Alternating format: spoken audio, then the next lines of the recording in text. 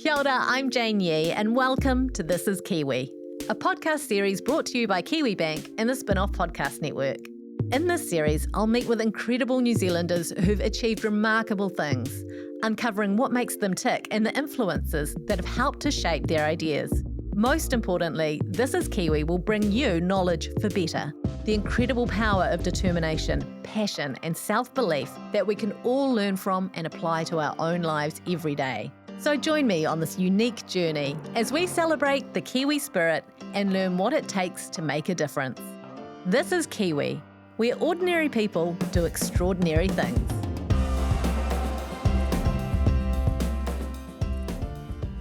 Today, for our final episode of Season 1 of This is Kiwi, I'm talking with Kiri Nathan, a multi-talented and internationally acclaimed fashion designer whose work is deeply rooted in Te Ao Māori, with a focus on natural fibres and texture.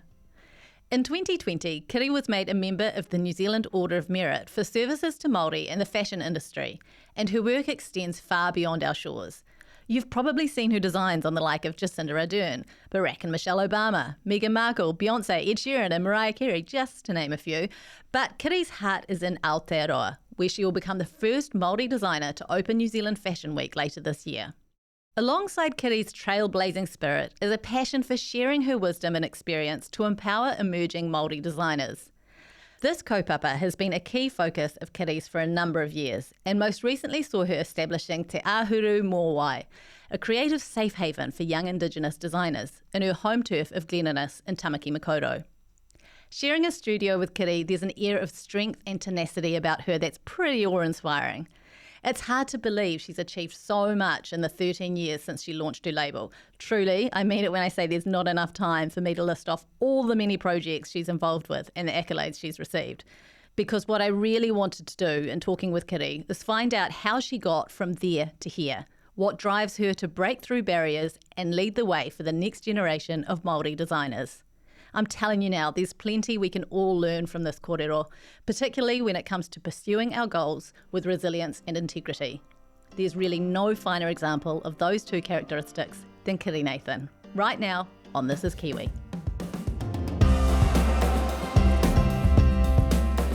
Kiri Nathan, I'm so excited to have you on the podcast. I've been really looking forward to chatting with you, and you've achieved so many things, such amazing things in your life and career so far. There's still plenty more to go.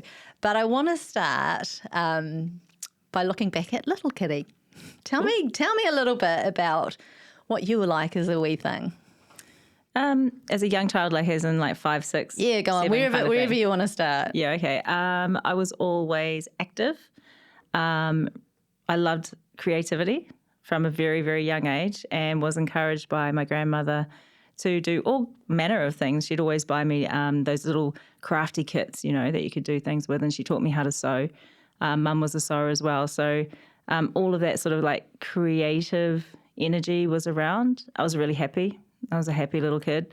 We lived in New Zealand and in Scotland at that age, actually from when I was born until I was about 8 or 9. Because your dad had an interesting job? Yeah, so Dad raced professional speedway, and so we would go for 6 months of the year for the season in Scotland, and I'd always go back to the same school over there and the same friends and so forth, and then come back to New Zealand. So, it was a really good childhood. And then I think moving along to around about 10, 11, when we settled back in New Zealand in Glenanis, I think that the transition was challenging. Mum and Dad separated, and there was a breakdown in the whānau unit, if you know what I mean. And so things kind of went in a different direction, and I really found that my friend group and creativity was the thing that gave me release. Yeah. Was Grandma still around at this point? Was she living with you guys, or was she nearby? Yeah, well, when Mum and Dad decided to take care of their own mental health, I went to go live with Grandma. Okay. Yeah, so I was 13 and stayed with her for about a year, and then bopped in between Mum and Dad. And so she's obviously a significant, figure in your life, personally, obviously, and took on role as main caregiver, but also had a huge influence on your creativity. But we'll get to her a bit later on. I want to know about how significant Glenanis or GI is as a place to you. I think because it was the place that shaped my childhood. Although we lived in Scotland, most of my formative years were spent in GI, Panmure, Mount Wellington, Point England, and I went to the local schools there. But most significantly, my friend group was from there. So I'm still best friends with, my friends since I was 7 years old or 6 years old or even 5 years old, to be honest. And we went right through our schooling together. We played all our sports, all our rep sports together, and, made all our ridiculous teenage decisions together, and then became mums and, got married. And now we're here. We're really old. And You are not. We're still sort of like, we're still the best of friends. Yeah. So I think that formed most of my memories and great times and challenging times. It all sort of culminated around GI. Yeah. We were this weird little spot in the middle of, we were completely surrounded by affluent, areas, and we were a low socioeconomic area, working class. And with that came a lot of social challenges. And so we all grew up in that and we all understood it. And I find even today that unless you've lived that, it's very hard to understand it and understand the psyche and mindset that comes from growing up in a place like that. How do you think that it's impacted your journey? Loyalty is very, very important to me. I say this all the time, and I don't think it even makes sense in this century, but not being a fathead. Like just, walking through life and trying to help do the neighbourly thing and help the person who's next to you, or I don't know. Like I think loyalty always comes to mind. Being able to identify good friendship and things that are healthy for you, and relationships that are probably not healthy for you. Yeah. I think that was a big thing growing up there. Learning how to survive on very little, and how to, I guess, use entrepreneurialism to create an income. And community. You learn something really, really special about community when you move out of that space. Yeah. Because when you're in it, it's just so normalised. It's just it's all you know, right? Our son just bought his first house back in GI, so we're pretty happy. And we've obviously got Te Ahuru Mōwai, our operations and showroom, back in GI. It's really nice to be. Tell me about that. Tell me about setting up back there. Well, it really started with, it's always been a dream of mine to be able to have the Buxton leather premise. Ah, yes. I used to walk past that as a young girl after primary school. It was like the outlet shop, right? Well, it was their product. They had the outlet shop. They've got the outlet shop now, but back in the day they had a small retail store, and then they had their production. So it was for years and years a dormant manufacturing spot. And I mean that road, Aotearoa Ave, was full of CMT when I was growing up. So you'd walk down that road and the hum of machines, and many of our mums and aunties worked in there. So I've just always thought that's the first building or Pākehī that you see when you come into GI. And it's actually surrounded by grass and ngahere and a tiny little awa that runs through it that holds, again, significant pūrākau for the area. So, I've always wanted that space. The whare that we're in right now was not up to compliance. So they offered the space to us, blew my mind. Jason and I, my husband Jason and I, sat there on little fold-out chairs and drew stick figures of, how we imagined or how we reimagined that space to be. And I remember all the things that it's been over the years. Yep. And then, they brought the building up to compliance, and our friends in whānau, same people that I was talking about earlier, they all came in for 3 months. I'm talking like some people took days off work. People were in there every weekend with us, grinding concrete back, painting, building. Yeah, and we built it together. So, and you really feel that. And we moved in during Matariki. We had karakia wairia with Ngāti Pāwa and some of the locals that we love. And everything felt right. That's so beautiful. It was really, really lovely. And you do feel it when you come in. Yeah. Yeah, it's nice. Oh, amazing. Congratulations. Thank you. Coming from where you come from, being a Māori woman, and I'm really curious to know what some of the barriers you've faced have been, and not just kind of the obvious ones that we know about, but I feel like in all industries, in all areas of life, there can be little barriers that other people that aren't talked about, that we're not really aware of unless you're in it and unless you're experiencing it. Well, hand on heart, I feel like I've been underestimated my entire life. And I'm sure that there's a million other people out there that have felt the same way as they've grown up. And I always felt like I had to work extra hard for things or to, be given opportunities that other people seem to have been given. However, that might have just been my mindset back then. I'm not too sure. But this is one of the barriers, right? Like the mindset that we have is informed by what's around us. We don't just get there on our own. We're not born with a limited mindset. Back in the day, if you entered a competition, you had to pay to enter the competition. You had to pay for all of your materials and so forth to make the piece. And then you had to pay for your ticket to go to the show. And you're a single mum at this point too. Oh, yes. But heaps of people were in, different personal situations. And often we were asked during those periods to be the entertainment, I guess, for big corporate events where everyone would be seated and have 3-course dinner and drinks and whatever, and there'd be speakers, or it might have been a show. So we're brought in as the entertainment. We'd be brought in through the back door. Again, there was no payments made to any of the designers. This is Māori and Pacifica designers primarily. We would put on an event all at our own cost, and then we would be taken out the back door. No one, in its simplest form, the people that were sitting at those tables were probably, CEOs of huge businesses or had been successful entrepreneurs. And in its simplest form, someone could have just said, I can give you an hour of my time to talk to you about how you might be able to take this to the next level. But that just never happened. And so I talked to 2 designers in particular that I remember 3 actually, from back in those days, Linda Lepo, Shona Tawhio, and Zarina Wilson. And we used to do this, competition circuit. And we have memories of the treatment of, up-and-coming and emerging designers and creatives back then. And you sort of sit there and wonder why nobody ended up commercialising and making a business or an income for their whānau out of it. Those were the barriers and those were the reasons why. Those things that we talk about often, us for. And however, now, one of the driving forces or purposes of our business or, my life is to ensure that none of the Māori and Pacifica, or specifically at the moment, Māori designers that are coming through, ever have to experience those barriers.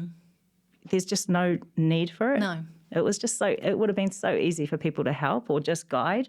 Yeah, there's just a really strong sense of responsibility to make the space better and for longer. Yeah. And how much of that comes from Mātauranga Māori, like your worldview from your heritage and what's important to you? I think that some of the viewpoint comes from growing up in GI. We all looked after each other and we all came up together. We played a lot of team sports together, and I think that there's a certain mindset and psyche that comes from that. It is very Māori to want to bring more people with you. That I just don't see the point in creating a hugely successful business just for yourself. I just don't see the point in that. And unfortunately, that's how, probably 99% of fashion businesses are structured. They do everything for the success of that business and their purpose and their values and so forth. And I just, as a Māori or even any indigenous person or any person that cares, I just don't see the point in that. So I just think it would be a waste of time giving 30 years of my life or 40 years of my life to something if it was just for me. Just for you. Yeah. Your name is, your brand, but it is not just Kiri Nathan. Who are the kind of key players in what makes Kiri Nathan successful as a business? Well, like I said, we started the business 13 years ago. We had no idea what we were doing. I was actually doing a Te Puni Kōkiri business course because when we decided to start the business, I knew absolutely nothing about business. I didn't know anything about the commercialization, the manufacture of a fashion brand. I knew nothing. I didn't even know how to make a logo. So when we started, we just didn't know anything. So I did this Te Puni Kōkiri business course, and through that course, they registered the business. That was like they said, do you want to be a limited liability or a sole trader? I was like, I don't know what either of those things are. You tell me. I have no idea what you're talking about. And we just I spent actually years just trying to learn, like just not even re-educate myself, like educate myself on how we were going to get this thing up and running. So there was the actual nuts and bolts of business that I needed to learn. There was the how do we manufacture these pieces? Where do we sell them? How do we sell them in a way that is safe? Because we're not just selling a top or a skirt, we're selling something that has been inspired by Te Ao Māori, and therefore, how do we make sure that we're keeping that safe? And Jason always worked a corporate job. So we made the decision that when we started the business that we would go down to this one wage. And at the time, we had 4 of the 5 children living at home. Actually, at the time that we started the business, we had 3 under 3.5. And so, starting the business was almost like having another baby. Yeah. And that was some pretty challenging times. So Jace went to work there, and he always carved the pounamu, but he just didn't have capacity to do much else at that time. And that's sort of the way that things kind of rolled over the years. He was the best, like the absolute sort of best support system that you could ask for, but he couldn't physically come in because we couldn't let go of this safety net of finances for our entire whānau. And then it wasn't until 2021 when I took a year off to do full immersion Te Reo Māori at Takiura that I was sort of 6 weeks into the wānanga, and I was coming home and just like rocking in the fetal position in the corner, just going, oh my God, I can't. Everything's falling over at work. It ended up that I had gone for some funding support to hold the first Kāhui mentorship program, which was a year-long mentorship, and I had to deliver it in the same year that I did Takiura. So there was just a lot on, and we'd put a little bit of money aside to hire someone to come in and maybe do some admin support, answer some of the hundreds of emails that I wasn't able to get to. And Jason was coming home every day and just going, oh my God, I hate going to this job every day. It's killing my soul. Like I feel physically sick. And we were just lying in bed one night. We're like, why don't you come to work for us? Why don't we use this little bit of futia that gives you this much time to be able to, create enough work and generate enough putia to replace your pay and more and da-da-da-da. You're on trial, buddy. You've got this amount of time. This is what we've got to work with, and if you don't succeed, back to the office. So he came back, and so he came in 2021, and then in 2022 we hired Shania Huriwai, no Ngāti Parau, and she was actually one of the tauira in my akomanga, and so it's been wonderful, but it's still a tiny team, and then we contract everybody else in. Right.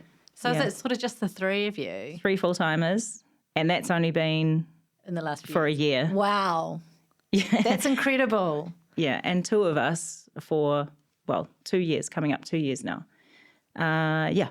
It's really interesting to me as you speak, and from what I've read, you seem to have a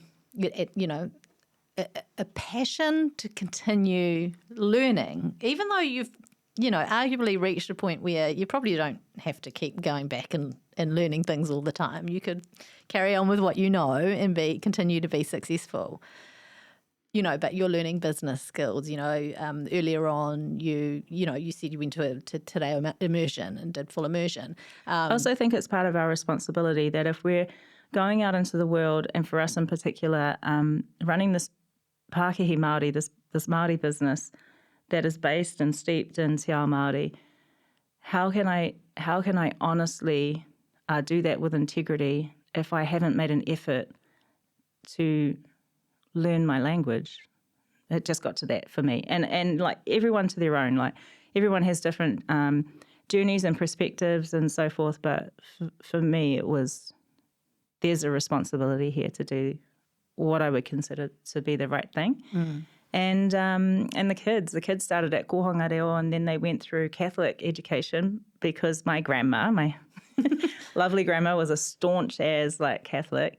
But in that process, they lost their reo. And so all of them are going to takiore as soon as they finish. There's no option. Amazing. Yes. So. That's cool. Te Ao Māori, I mean, obviously everyone who's listening will have picked up that Te Ao Māori are incredibly important to you, incredibly important to all Māori. But you've made a really conscious decision for that to be everything that your work is about, really. Yes and no, because I'm really proud of, and I love dearly my Pākehā side as well, like obviously my grandma.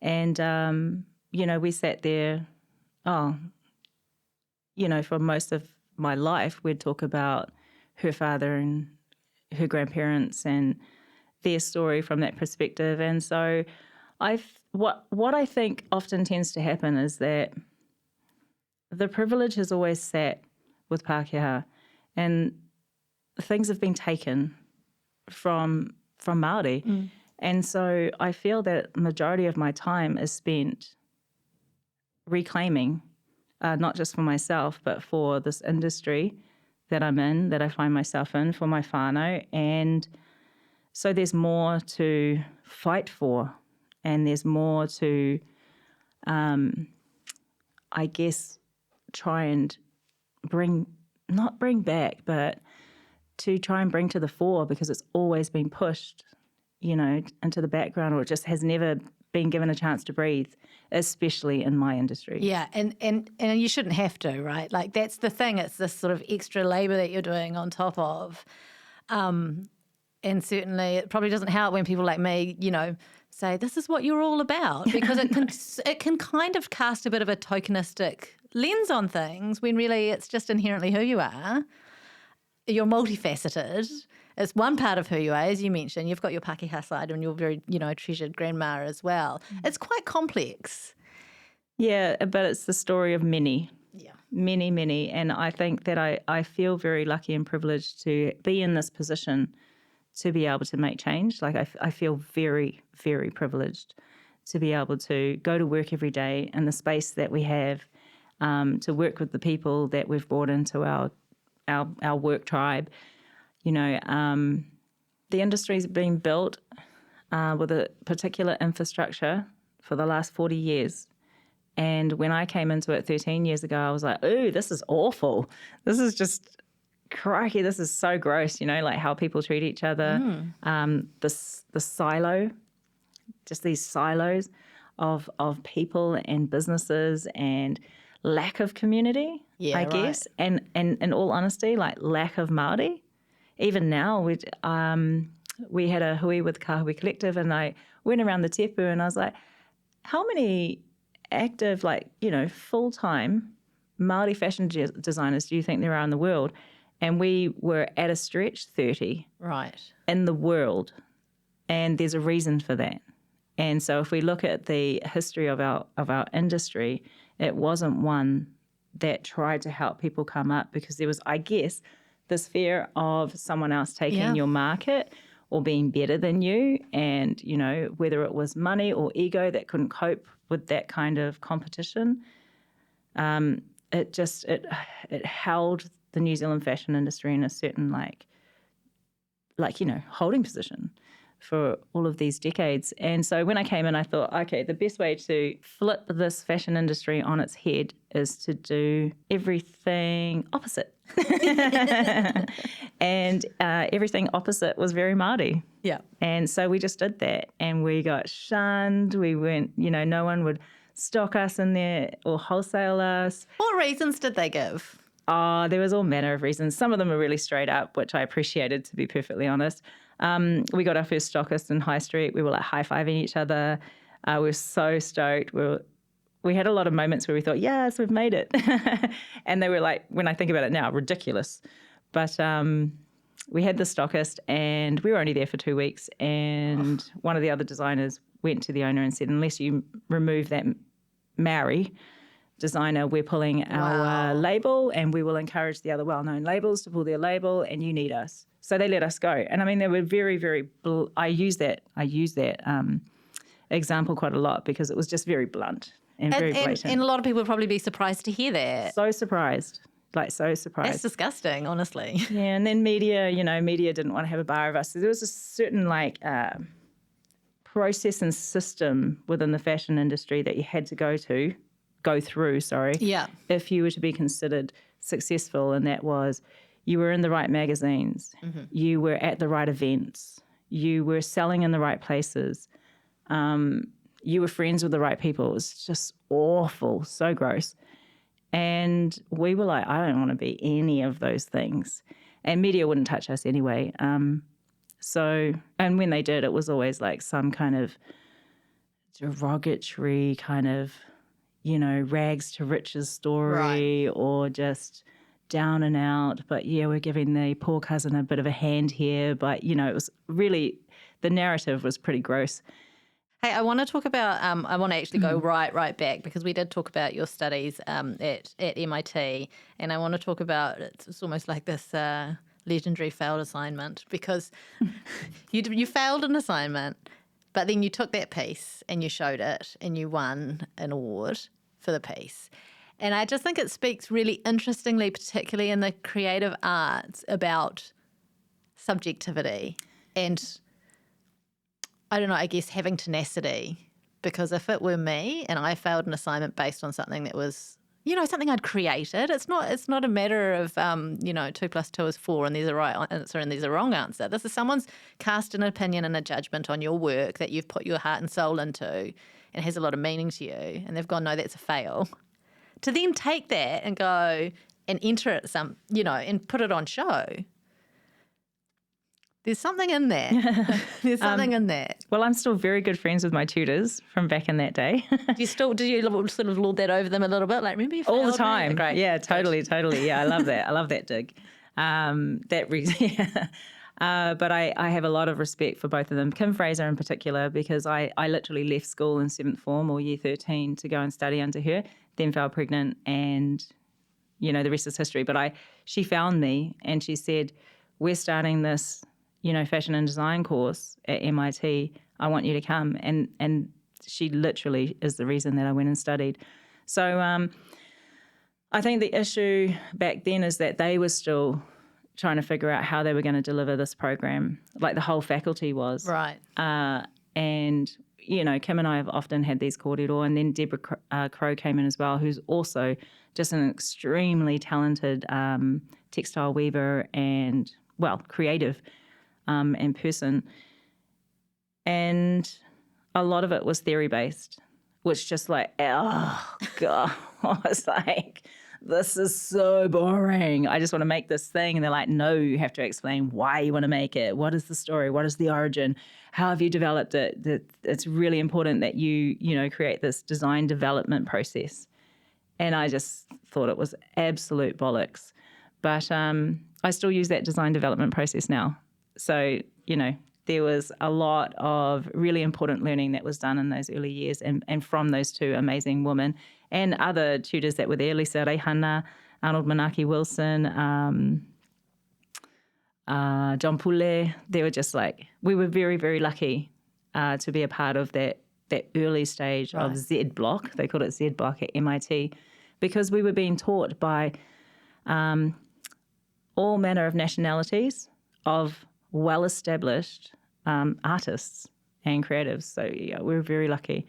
You talk about your tutors and your lecturers about that. And even when you talked about, you're going to make your kids do full immersion, there's this wisdom that comes from experience. So now you're I don't want to call you old, but, you're further along in your journey. You've had a lot of experience now, and that's the sort of wisdom that you're now able to impart. I honestly think, that I lived with blind optimism for literally my entire life. I feel I'm a little more, I don't want to say cynical, but aware of things now. But probably right up until maybe 5 years ago, I just absolutely blind optimism. And I had this dream for, this thing that we were still working on and still working towards, that I just 100% believed in. Like I knew in my heart of hearts that it was going to happen. It just was going to take a lot of work. And it would probably just be me doing it for a long time. And so I just committed to that. And I think once you commit to something and you make a decision and you start doing it, you kind of forget about the challenges along the way. Just get it done. Do you think you would have gotten as far as you did without that blind optimism, though? No. Yeah. If you doubt this thing that is driving you, if you doubt it in any way. I mean, there were times when we did ask ourselves if we were doing the right thing, of course, but never to the point where we were like, we're going to quit. Yeah, right. We're going to give it up. We can't do it. We just can't do it. Like, go get a 9-to-5, Kitty. Yeah, that never happened. I think we probably thought about it a lot, especially when things are really, really tough. And even now they can get really tough. Like right now I feel there's literally not enough hours in the day. But there's, entrepreneurship is, there's a lot of luck, belief that goes into it. I guess madness, like when people don't have reference point, when you're trying to explain to someone over and over and over again what you're trying to do, but there's no reference point of it because it's never happened before, that can get really hard, really fast. And I just got to a point where I was like, I just don't care what other people think. We have to do this. Let's just do it. We'll see how it goes. Oh, it's been so great talking to you. I know that probably in many of these interviews, people are talking about Beyonce and the Obamas and all that. And, that's not to be discounted, those sort of very mainstream recognition of your work by having them worn by, really exceptionally famous people around the world. But for us today, it's been about getting to know you. And, thank you. And your work and your and what makes you tick, really. And I just want to hark back to Grandma for a moment, because I said we'd come back to Grandma. It's obvious that she's had such a big impact and she's no longer with you. I'm really sorry. But if she was here, what do you think she would say to you? Oh, you know what? She'd just be so stoked about that MNZM. Oh. She was such a royalist. Like she would have been over the moon about that. Like, yeah, she would have been I think she'd just be so thrilled. Yeah, and at Te Aotearoa, we have like a little space where we have her sewing machine up. That's the sewing machine I learnt to sew on. And we have this whole tribute to her, and her memoirs is by there, and her original cottons and bobbins and quick unpick and everything are on there. And I've been wanting for years to have a space where I could have that out so that I could just do a nod to her for, for the inspo, for being a great grandma. So important. We'll just finish off with this question, because you mentioned before that you've learned a lot of stuff, and you hope that with everything that you've learned, you might be able to make the path easier by giving some advice from what you've learned. So I just want to invite you to kind of look back at a time, perhaps before you started the business or even before you went to MIT. What would you say to yourself? What would you say to yourself about what lies ahead? Even when I was a young person, Again, I'm not very good at explaining this, but I always had this belief that there was something big that was, in my future or in my next step forward or whatever. And I didn't know what that was. And I knew it was going to be around creativity. And I knew I was a hard worker, and I just didn't know how to pull it all together for a very, very long time. And I probably, if I was to give myself any advice back then, it would have been to not underestimate myself. It would have been to start earlier, like just go, retrospect, such a wonderful thing. But I also am very, very conscious of the fact that every single step that was taken in that journey was necessary. Mm-hmm. every hardship, every whatever was necessary. Otherwise, I wouldn't be doing what I'm doing right now. Yeah, so I'm quite grateful for all of the failures and all of the challenges, because those are actually, they shouldn't be, but those are the biggest drivers. They're the biggest learning points, and yeah, they're very, very valuable. Kiri Nathan, I hope you know your value. I hope you appreciate your value and never forget it. You've made such an impact in your industry and beyond, and you're going to continue to do so, which is really exciting. And I think you've just provided an excellent example to so many. And the work's not done yet, sorry. This is Kiwi, this is Kiri Nathan, this is Creativity. Thank you so much for joining us. Ngā mihi e rere ana taku mihi ki a koe.